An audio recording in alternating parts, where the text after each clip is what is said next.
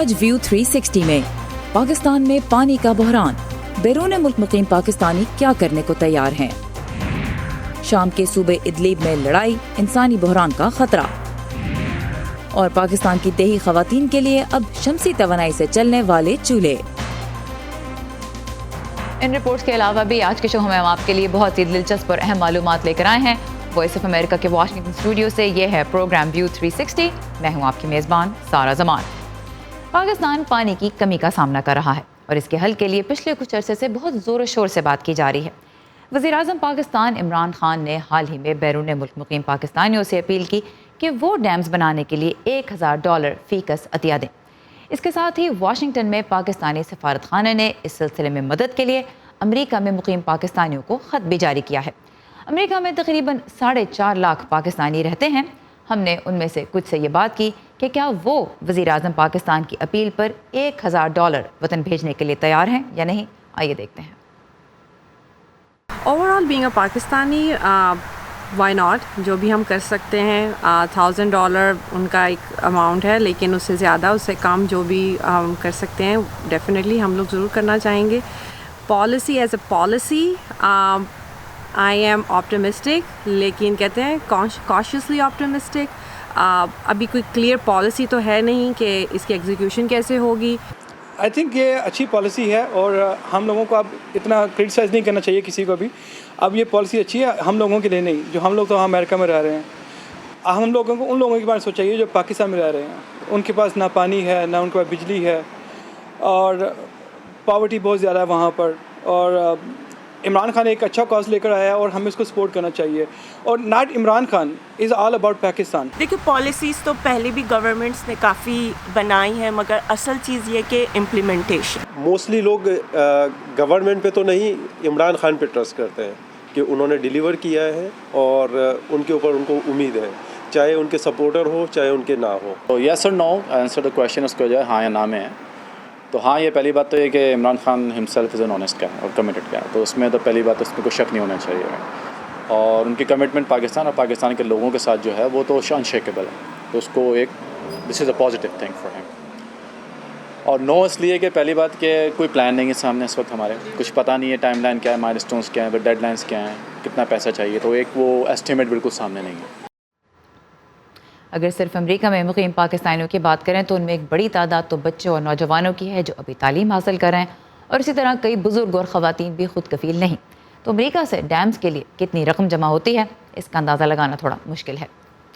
पाकिस्तान में पानी का मसला आज पैदा नहीं हुआ। आलमी इदारे तो एक अरसे से ख़बरदार कर रहे थे कि मुल्क 2025 तक पानी की शदीद किल्लत का शिकार हो जाएगा, और वो वक्त अब तकरीबन 6 साल दूर रह गया है।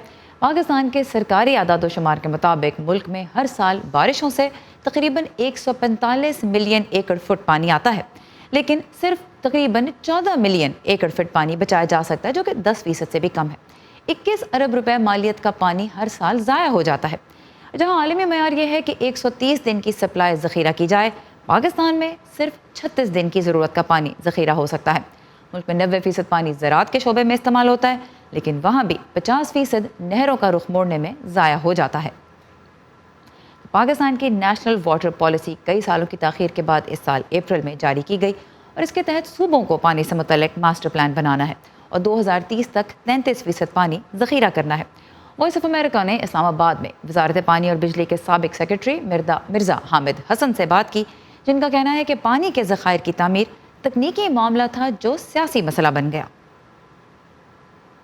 1976 के बाद से जब तरबेला डैम मुकम्मल हुआ, मज़ीद कोई डैम तामीर नहीं किया गया, कोई बड़ा डैम तामीर नहीं हुआ, और उसकी बुनियादी वजह सियासी पार्टियों की आपस की चपकलिश और इत्तेफाक राय ना होना, और सूबों में सबसे बढ़ के ये कि सूबों में इत्तेफाक राय ना होने की वजह से डैम का मसला मुसलसल डेफर होता रहा, और मुख्तलिफ़ हुकूमतों ने कोशिशें भी की, लेकिन कोई वो इस मामले में कंसेंसस डेवलप नहीं कर सके सूबों का।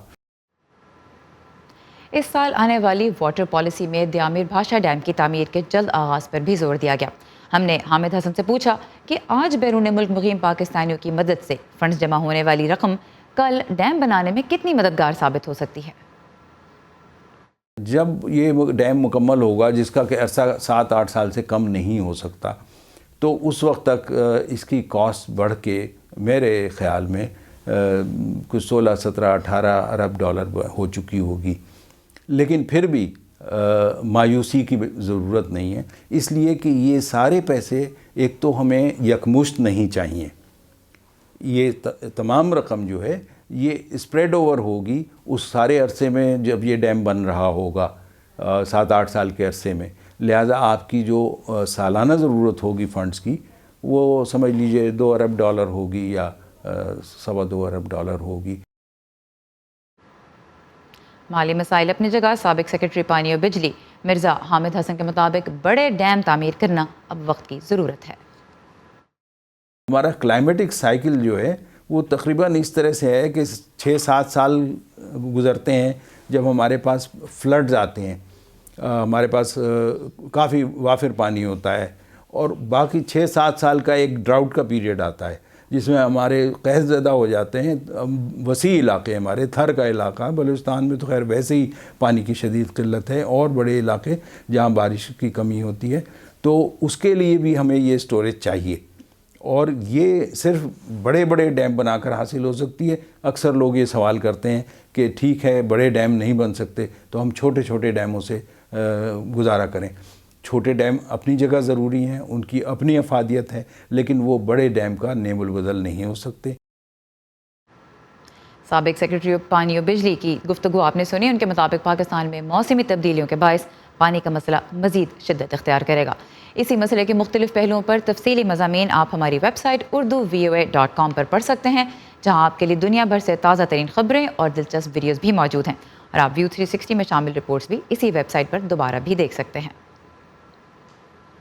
شام میں حکومت مخالفین کے آخری ٹھکانے. صوبے ادلیب کا کنٹرول حاصل کرنے کے لیے حکومت روس اور ایران کی مدد سے سخت کارروائیاں کر رہی ہے. اتوار کے روز شامی فوج اور روسی فضائیہ نے ملک کے شمال مغربی صوبے ادلیب میں مخالفین کے کئی ٹھکانوں کو نشانہ بنایا، جس میں متعدد افراد کے ہلاک اور زخمی ہونے کی اطلاع ہے. ادلیب کے نصف علاقے پر تو عسکریت پسند اسلامی گروہ حیات تحریر الشام کا قبضہ ہے، جبکہ باقی علاقہ شامی حکومت کے مخالف باغیوں کے کنٹرول میں ہے. علاقے کی کشیدہ صورتحال کے باعث روس، ترکی اور ایران کے اعلیٰ حکام اقوام متحدہ کے زیر اہتمام مذاکرات کے لیے آج جنیوا میں ایک اجلاس میں شریک ہو رہے ہیں. 30 لاکھ آبادی کے اس صوبے سے لڑائی کے باعث اب تک ہزاروں لوگ نقل مکانی پر مجبور ہو گئے ہیں. امریکی سفیر نکی ہیلی نے خبردار کیا ہے کہ اگر شام کی حکومت نے کیمیائی ہتھیار ادلیب میں استعمال کیے تو اسے سخت نتائج بھگتنا ہوں گے. انہوں نے معاملے کے سیاسی حل پر زور دیتے ہوئے کہا ہے کہ اسد حکومت کی پھیلائی تباہی سے نمٹنے کے لیے بھی امریکی ٹیکس دہندگان کا پیسہ استعمال نہیں ہوگا. ادلیب کے زمینی حالات کو سمجھنے کے لیے ہم بات کریں گے مشرق وسطی امور کے ماہر صحافی اسامہ بن جاوید سے، جو اس وقت قطر سے ہمارے ساتھ ہیں. اسامہ، سب سے پہلے تو یہی بتائے گا کہ کیونکہ ایک انسانی بحران کے پیدا ہونے کا خدشہ ہے، اس وقت عام لوگوں کی مدد کے جو ادارے ہیں ان کی صورتحال کیا ہے، وہ کتنے پریشر میں ہیں اس وقت؟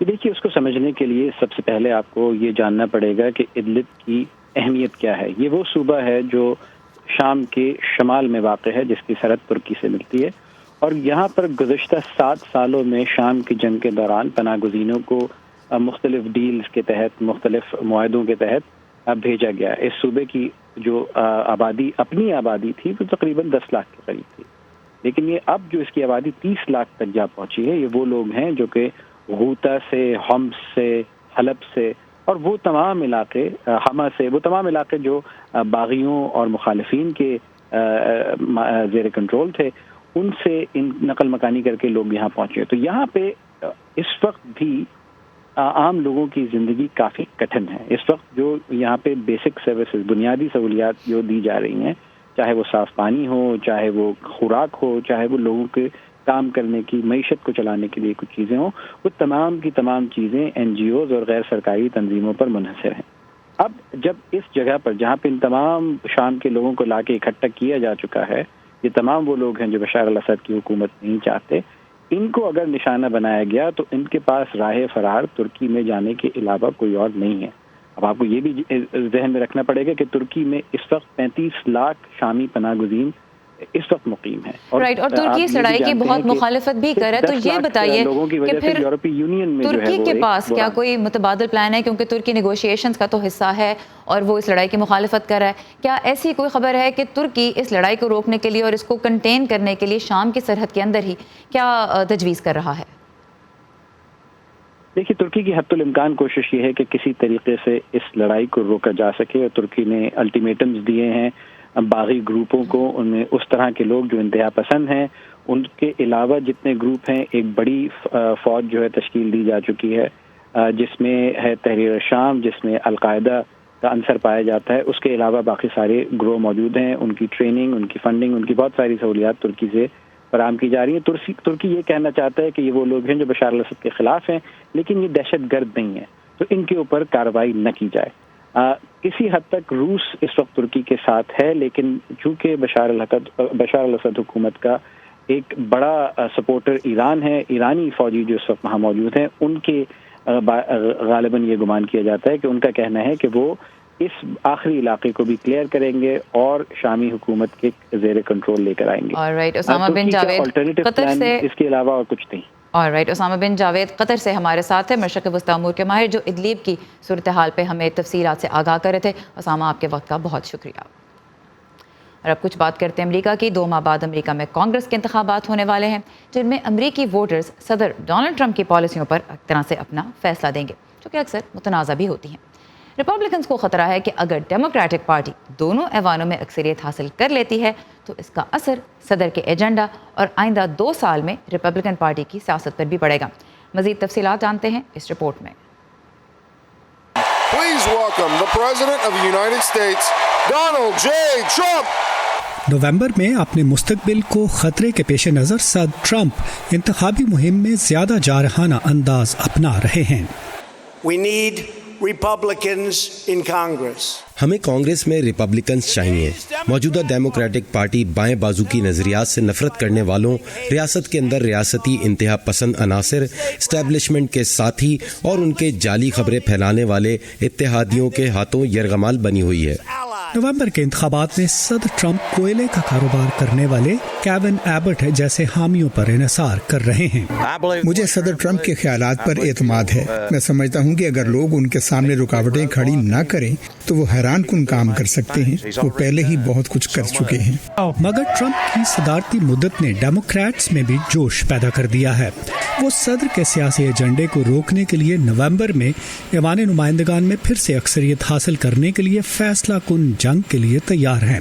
اور جو لوگ صدر کے خلاف مہم چلا رہے ہیں ان میں سینیٹر برنی سینڈرز بھی شامل ہیں. لوگ ان کے خلاف کھڑے ہو رہے ہیں, وہ مزاحمت کر رہے ہیں, اور وہ سب مل کر اس ملک کو سیاسی اور معاشی لحاظ سے بدل کر رکھ دیں گے. تجزیہ کار کہتے ہیں کہ نومبر میں دونوں ایوانوں پر ڈیموکریٹک پارٹی کے کنٹرول کا مطلب صدر کے لیے مشکلات ہوگا. پہلی بات یہ ہے کہ ریپبلکنز مزید قانون سازی نہیں کر سکیں گے. دوسرا یہ کہ کانگریس میں ڈیموکریٹس ہر معاملے پر نگرانی رکھنے کے مستحق ہوں گے, جو کہ کانگریس کی اہم ذمہ داریوں میں سے ہے. صدر کے حامی, جن میں ان کے سابق مشیر سٹیو بینن بھی شامل ہیں, ان وسط مدتی انتخابات کو صدر کی پالیسیوں کے خلاف ریفرینڈم کے طور پر دیکھتے ہیں. اگر ایوان نمائندگان پر ہمارا کنٹرول رہتا ہے تو صدر ٹرمپ کا پروگرام جاری رہے گا. اگر ہم اسے کھو دیتے ہیں تو نینسی پیلوسی اس پروگرام کو روکنے کی بھرپور کوشش کرے گی. گیلپ پولنگ کے فرینک نیوپورٹ کہتے ہیں کہ دونوں جماعتوں کے لیے وسط مدتی انتخابی مہم میں صدر ٹرمپ مرکزی ایشو ہیں. میرا خیال ہے کہ ریپبلکنز ان کا ذکر کرتے ہوئے کہیں گے کہ مجھے ووٹ دیں. ان میں سے کچھ کہیں گے میرے لیے ووٹ ڈالیں, کیونکہ اگر ڈیموکریٹس کانگریس میں زیادہ ہوتے ہیں تو پھر صدر کے مواخذے کی تحریک چل سکتی ہے, اور ڈیموکریٹس واضح طور پر کہیں گے کہ ہمیں ووٹ دیں کیونکہ ہم صدر کی پالیسیوں کی مخالفت کریں گے. تو میرا خیال ہے کہ انتخابات میں وہ مرکزی حیثیت رکھتے ہیں. ڈیموکریٹس کی خواہش ہے کہ وہ ایوان نمائندگان میں دوبارہ اکثریت حاصل کر سکیں, جبکہ ریپبلکنز کے سینٹ میں اپنی اکثریت برقرار رکھنے کے لیے ماحول سازگار لگتا ہے. جم ملون کے ساتھ ندیم یعقوب, اردو VOA. اور اب ایک بار پھر چلتے ہیں پاکستان. دھواں چھوڑے, نہ ہی صحت کو نقصان پہنچائے اور کھانا بھی جھٹپٹ بنائے. پاکستان میں اب دیہی خواتین کو ایسے جدید چولہے مہیا کیے جا رہے ہیں جو صرف ان کا وقت ہی نہیں بچاتے بلکہ ان کی اور ماحول کی صحت کے لیے بھی اچھے ہیں۔ تو آج کے میڈ ان پاکستان میں ہم چلتے ہیں دیپال پور سمن خان کے ساتھ۔ لاہور سے تقریباً 60 کلومیٹر دور دیپال پور روڈ پر واقع گاؤں میاں والا سرکاری گیس کنیکشن کی پہنچ سے دور ہے، لیکن اب اوپلوں کے روایتی چولہوں سے یہاں کی خواتین کی جان خلاصی ہوتی دکھائی دے رہی ہے، کیونکہ ان کے گاؤں میں اب سولر شیٹ اور بیٹری سے چلنے والا چولہا جو آ گیا ہے۔ پھوکنی نال بار بار پھوکا ماری دیا سی، سانس کا بھی مسئلہ بن جاتا سی۔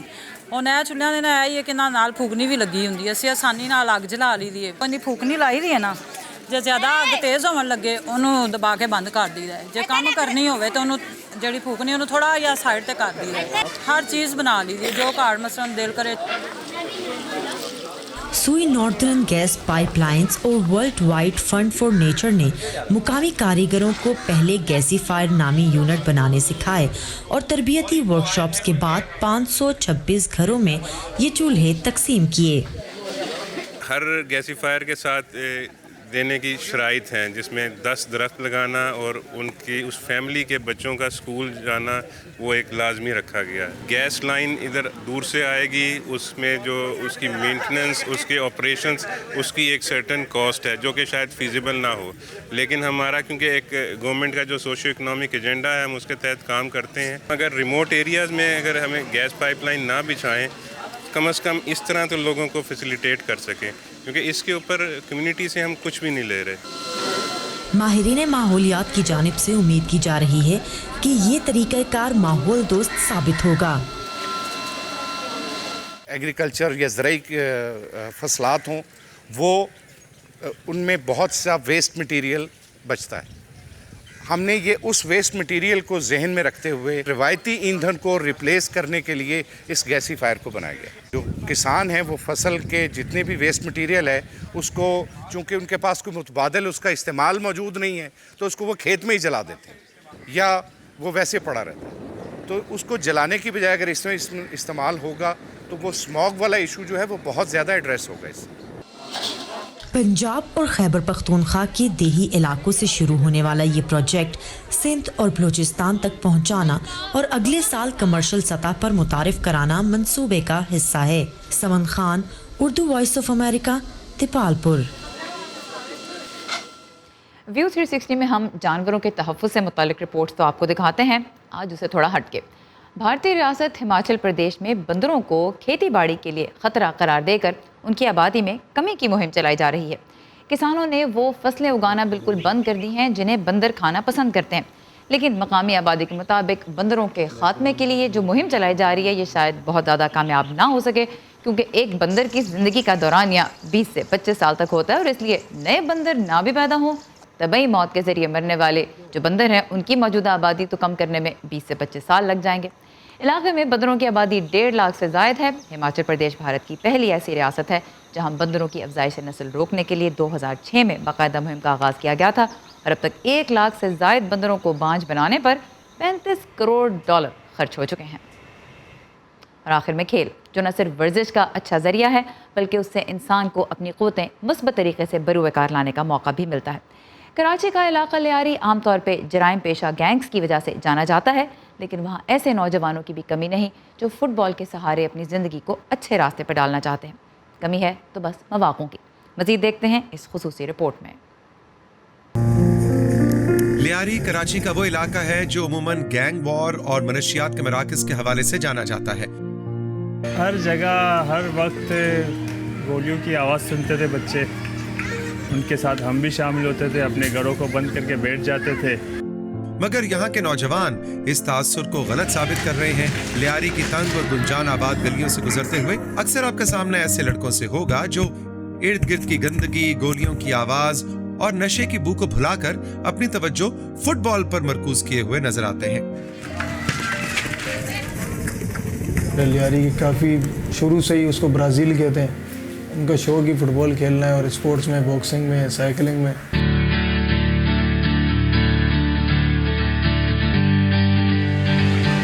رفیق بھی ان لڑکوں میں سے ایک ہے جو فٹ بال کو لیاری کی پہچان بنانا چاہتے ہیں۔ وہ آج بھی ان گلیوں سے بچوں کو اکٹھا کر کے ایک گراؤنڈ میں ان کی ٹریننگ کرواتا ہے۔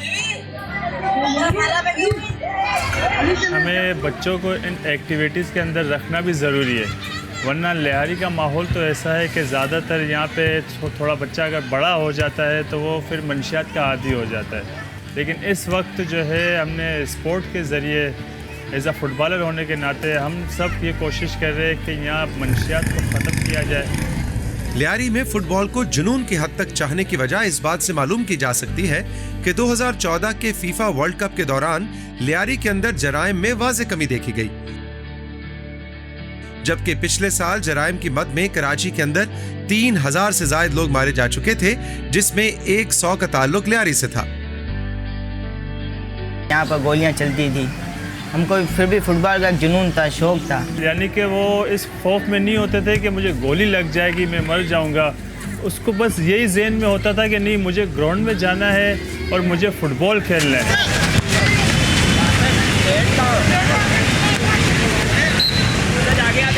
تعلیم اور غربت جیسی رکاوٹوں کا سامنا کرتے ہوئے ان کو تب بہت مشکل کا سامنا کرنا پڑا جب پاکستان میں فٹ بال فیڈریشنز بند ہونے لگیں اور فٹ بال کے یہ کھلاڑی مایوسی کی طرف جانے لگے۔ ڈفرینٹ جو فٹ بال کے ڈپارٹمنٹ ہے وہ بند ہو رہے، ان کو بین لگایا جا رہا ہے۔ پاکستان فٹ بال فیڈریشن ہے 2 گروپ میں بٹا ہوا ہے، تو اسی وجہ سے یہ فیفا نے ان لوگوں کے اوپر بین لگائی ہے۔ یہاں پر مسئلہ چل رہا ہے پاکستان فٹ بال فیڈریشن کا، اس سے پلیئروں کو مسئلے جو بھی بند ہو گیا ہے، 3 سال سے نہ پریمیئر لیگ ہو رہی ہے نہ کوئی اور ایونٹ ہو رہا ہے۔ اب ہمیں نظر نہیں آتا کہ کچھ بچوں کا آگے جو فیوچر کچھ آگے، ہم لوگ خود مایوسی کا شکار ہو رہے ہیں۔ پاکستان کے لیے انٹرنیشنل لیول کے کھلاڑی پیدا کرنے کے باوجود لیاری میں فٹ بال ٹورنامنٹ اور میچز لوگوں کے چندوں پر منحصر ہیں۔ اپنی مدد آپ کے تیز مدد چلاتے، کوئی ہم لوگ کو فنڈ نہیں دیتا۔ یہاں سے اگر ہم کہیں میچ کھیلنے جاتے ہیں تو ہمیں کنوینس کی پرابلم ہوتی ہے، 2-3 ہزار روپے ہمیں کرایہ دینا پڑتا ہے، تو وہ ہم سپورٹ نہیں کر پاتے۔ جو ہمارے محلے کے لوگ ہوتے ہیں، کچھ شوقین ایسے شیدائی ہوتے ہیں، وہ ہمیں ڈونیٹ کرتے ہیں۔ فٹ بال کو اپنا کیریئر بنانے والے بہت سے کھلاڑیوں نے فٹ بال چھوڑ کر دوسری ملازمتیں اختیار کر لی ہیں۔ جو میرے ساتھ نیپال میں تھا پاکستان ٹیم کا اسلم، وہ ابھی رکشہ چلا رہا ہے۔ وہ جو ہے یہ سوچتے ہیں کہ یار آگے تو ہمارا کوئی فیوچر ہے نہیں، تو وہ مجبوری کے طور پہ کوئی کمپنی میں چلا گیا، کوئی ریڑھی لگانے شروع ہو گیا، یہاں پہ کوئی ڈھابے کی شاپ پہ چلا گیا، کوئی چائے بیچ رہا ہے۔ رفیق جیسے نوجوانوں کو اب یہ فکر ہے کہ نوجوان ایک دفعہ پھر مایوس ہو کر منشیات اور گینگ وار کی طرف راغب ہوں گے۔ گورنمنٹ آف پاکستان کو سوچنا چاہیے کہ لیاری کے اندر اتنا ٹیلنٹ ہے، نیچرل ٹیلنٹ ہے، تو کم از کم اور کچھ نہیں 25% تو لیاری کے اوپر کام کرنا چاہیے۔ حکومت یا دوسرے اداروں کی سپورٹ کے انتظار میں یہ کھلاڑی روزانہ اس امید کے ساتھ فٹ بال کھیلنے نکل پڑتے ہیں کہ چاہے جو بھی ہو، وہ اپنی اس مثبت ایکٹیویٹی سے اپنی پہچان بدل کر رہیں گے۔